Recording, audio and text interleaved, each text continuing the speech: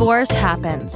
In fact, it happens to almost 50% of first marriages. So let's talk about it. Welcome to Divorce Happens, a podcast to educate, inspire, support, and yes, make you laugh through divorce and beyond so that you can start fresh on the next phase of your journey. Remember, divorce happens, and then we start fresh. You get divorced. You get divorced. Getting divorced? I'm getting a divorce. You're getting a divorce. Because she's getting a divorce. So what if I get divorced?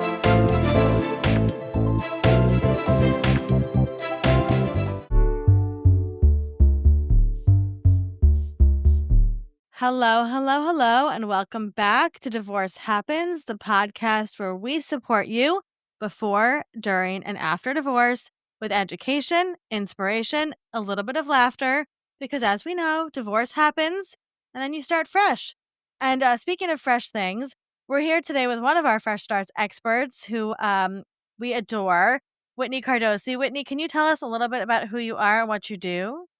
Yeah, absolutely. I'm so excited to be on. Thank you. And so my name is Whitney. I live in the greater Boston area, but I grew up in Southern California.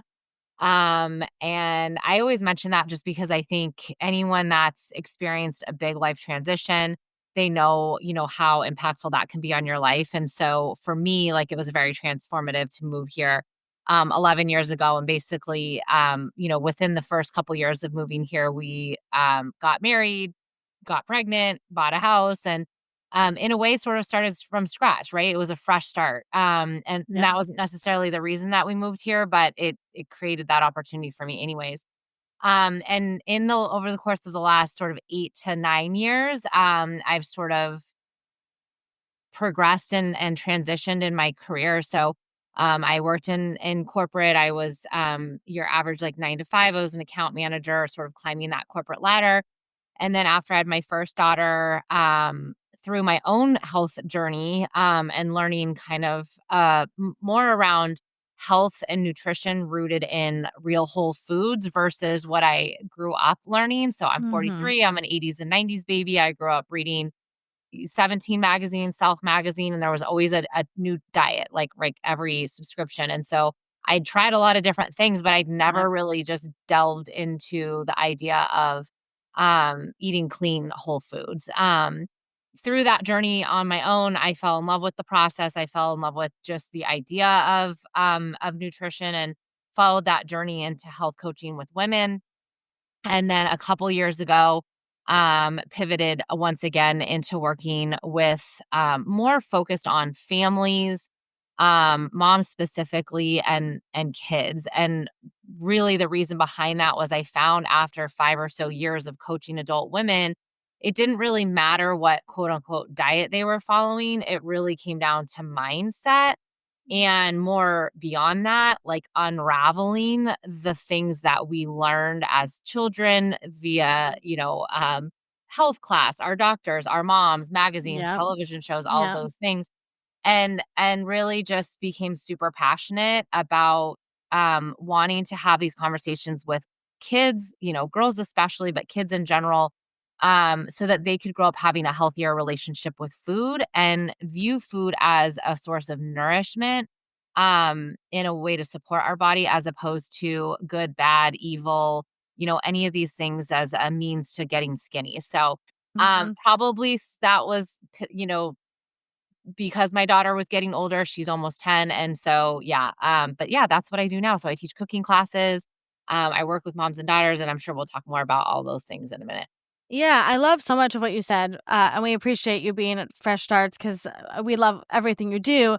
But something you said really kind of was interesting to me in that, especially when we're going through big life transitions, whether it's a move or a divorce or new baby in the family, whatever it is, we tend to like overcomplicate things sometimes, right? Especially with food, right? So we're like, oh, I should be doing this or I should be doing that. And just going back to like your approach of like whole, clean food, which isn't really that hard, it can really like ground us, right? Like during these big life transitions. And so, one of the things that I think a lot of women come to us because they're going through a divorce and it's super overwhelming. Not only are you going through the divorce process, but you're restructuring your family system, right? And you're becoming a single mom. Maybe even though you were acting like a single mom, you're actually becoming a single mom. for the first time, you know, having to feed children 3 times a day, plus snacks, plus yourself is a lot. Yeah. So, what would you say to somebody that's going through, like, every shitstorm possible right now, and they're like, "But I also, like, don't want to be feeling crappy," right? Like, I want to, like, be, like, feeling at least okay and making sure, like, I'm feeding my kids somewhat healthy food. What's that middle ground, Whitney? Yeah. I think this is such a tough topic because I think there's different strategies that work for different people, right? And so there's your meal prepping strategy. There's all these different ways to do this. So for me, I've found like really what it comes down to is having a super well-stocked pantry and fridge. And again, it's going to look slightly different for everybody, but really at the core of it is keeping whole foods stocked in your pantry and your fridge and doing your best to eliminate those highly processed foods. I don't necessarily mean packaged foods. Like we're huge fans of packaged salads, and I'll talk about Mhm. that in a minute. Mhm.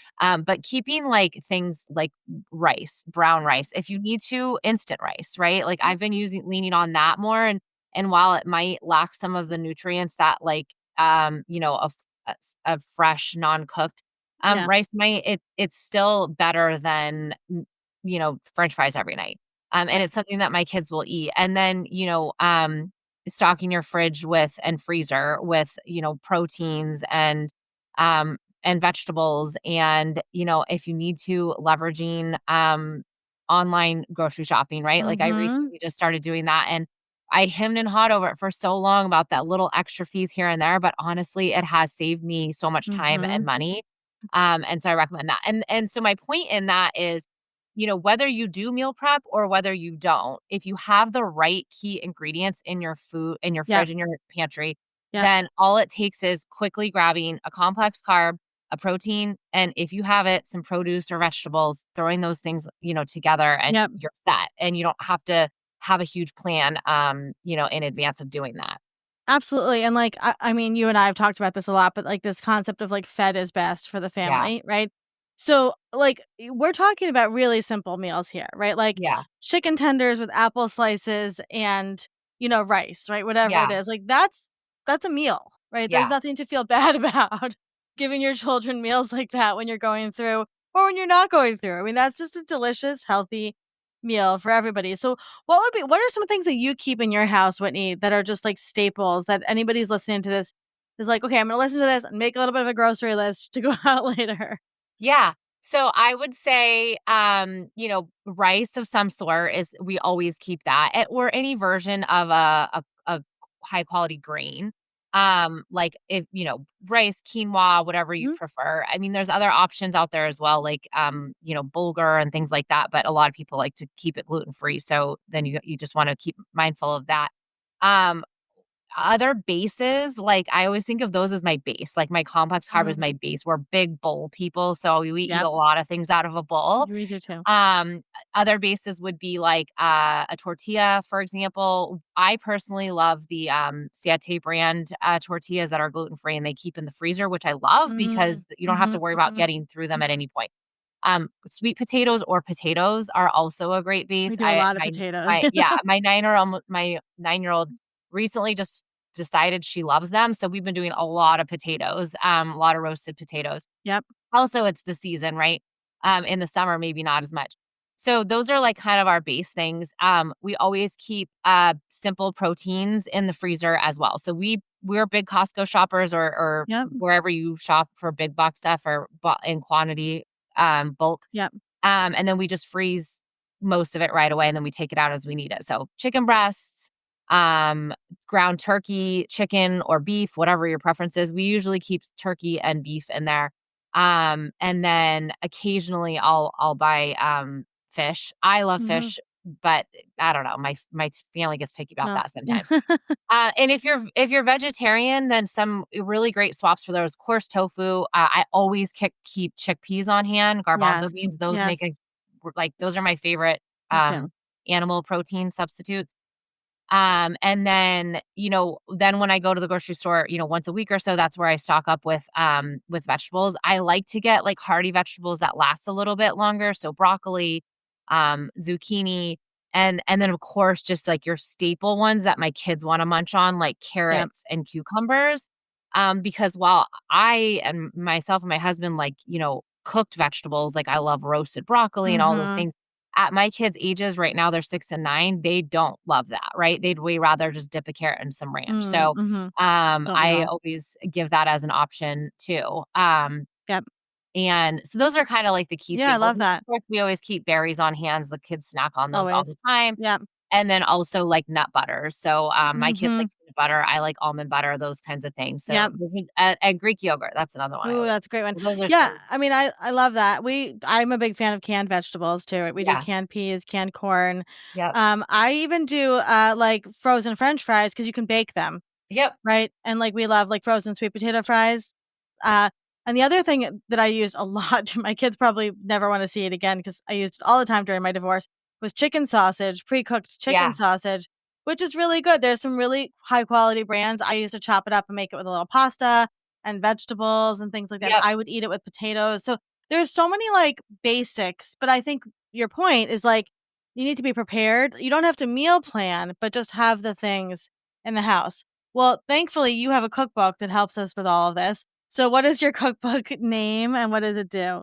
Yeah, so it's, in the kitchen, healthy meals that you'll actually enjoy, and again, like, what we've talked about is really just the core of what it is, which is using simple, staple ingredients, and teaching you how to use those in an easy way, and while it might take a couple extra minutes, for example, to make your own salad dressing, it's the payoff that's so important, right? So the more that we can, swap some of those processed convenience foods, I'm not trying to make anyone's life harder, but what is true is that when you do that, you're actually giving yourself back some extra energy and making yourself feel better so that you can, Mhm.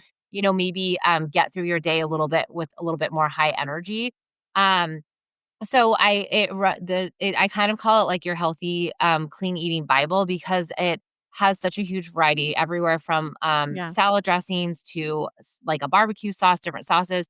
We have breakfast items in there. I have, like weeknight sweet tooth things that like, little desserts that you can whip up real quick after the Mhm. kids go to bed. Of course, weeknight meals. I have some holiday meal options in there. I have a whole section on using protein powder because obviously that's a great convenience staple as Mhm. well.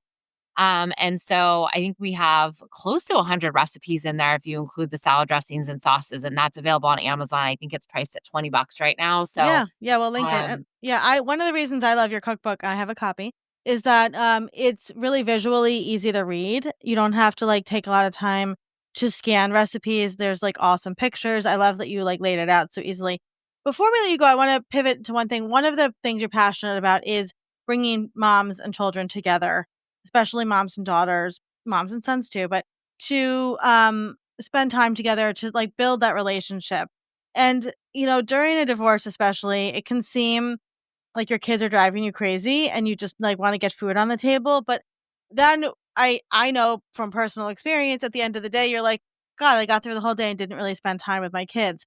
Can you talk to us for a minute about bringing kids into the kitchen and how it may seem like a lot of work, but it's actually a great experience? yeah. Yeah. I'm so glad that you brought that up because I was having this conversation yesterday about, we as a society today, we want to be told how to do things to be successful, right? So, okay, I want to lose weight. So, what do I eat? When we Right. kind of are like missing the whole point. And if we go back to past generations, not that I want to regress, but if we go Right. back and Yeah. look at some of the experiences that were happening, maybe for our moms or even our grandmothers, they were spending time in the kitchen, right? And so when you get back to the root of like looking at food as nourishment and really experience the transformation of an ingredient into a meal, naturally there's health in that. And I think that I always equate like cooking in the kitchen with kids to like teaching your kids to tie their shoe, right? Mm, Like, it's so much easier to buy the shoes without the ties, which is what I tend to do, yes. or to do it for them because you're rushing out of the house. But if you take the time to teach them, then you're actually giving yourself Mm, back Right. more Right. time in the future. And also there's a ton of studies that show, the benefits, emotional, Yeah. social benefits of spending time and doing those types of things with your kids. And so what my point is it's not about having to go to back to this antiquated view of what women should be doing in the kitchen, but it is getting back to the emotional connection with families, whether Yeah. that's whatever that looks like, right? Mhm. Whether you have Mhm. grandparents in the home, whether it's just a Yep. single mom or dad, Yep. it's getting back to that connection around spending time together, spending time around food and what that does physiologically to you when you look at food that way and you spend the time creating it. And then not to mention there's so much research about the positive benefits of children of being in the kitchen around self-efficacy, their confidence to Mhm. do things, and then Mhm. also, of course, their willingness to try new foods. So, I mean, I could go on Yeah. and on about the importance of that Yeah. amongst other enrichment things, right? But the benefit about cooking with your kids is that you get to experience the payoff of that relationship that you build with them. And like, imagine, now it's like when as your kids grow, especially if you stay in a household where maybe it is just you as a mom or dad or a single mom or dad, when kids get into that 9, 10, 11-year-old, they can start doing things for themselves. And now Yeah. you're giving back extra time when they can wake up in the morning and they can make their own toast or Yeah. they can scramble their own eggs, or Yep. maybe even once or twice a week, they're in charge of dinner.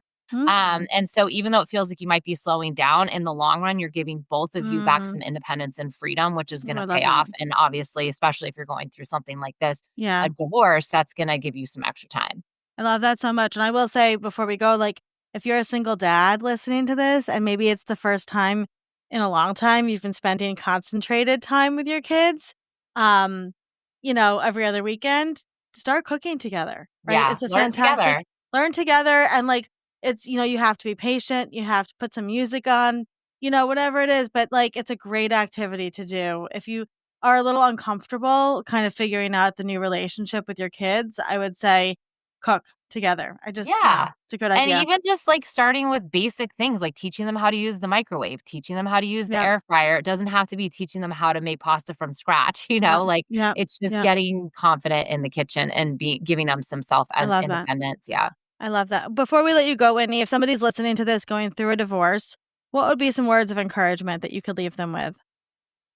I think, it coming from my realm and what I do in this world, it's just reminding ourselves that we are worthy and that part of showing ourselves worth is taking care of ourselves, right? And so whatever that looks like for you, but in my world of nutrition, it is taking that extra time to make sure that you are fueling yourself and your family so that you can support Yeah. your emotional and mental well-being. And also that, you're doing your best, right? That's like my favorite thing I ever heard and read in a Brene Brown book was everybody's just doing their best. And so just to Yeah. give yourself some self-love and patience and just keep doing the best that you can. Well, I love that so much. Thank you so much, Whitney. This was really invaluable information. You can catch Whitney over at Fresh Starts Registry in the Expert Guide, and we appreciate you and being part of our community. Thanks so much, Whitney. Thank you very much. I appreciate it.